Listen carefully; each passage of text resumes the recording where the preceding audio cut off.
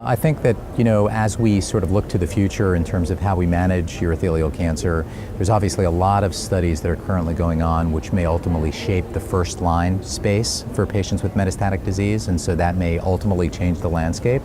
But in those patients who end up progressing after immune checkpoint inhibitors, we obviously need new therapies, and there are several therapies that look very exciting.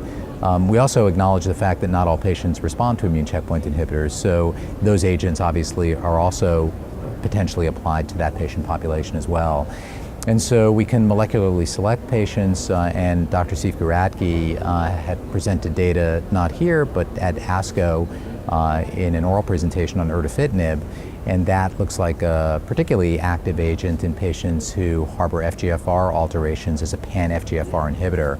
Enfortumab vedotin, which was presented a poster at this meeting, also demonstrated very exciting activity. This is a Nectin-4 antibody drug conjugate to monomethyl auristatin E, and demonstrates response rates in about 40% of patients, and also in those patients that are previously treated with a checkpoint inhibitor, as well as in patients with visceral metastatic disease.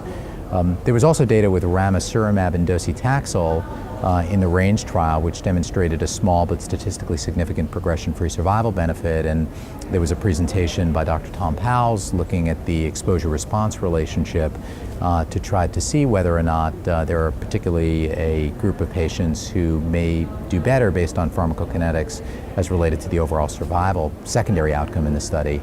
And they did demonstrate that using minimum concentration at cycle 2, day 1 may predict for those patients who have a greater likelihood of achieving a longer survival outcome.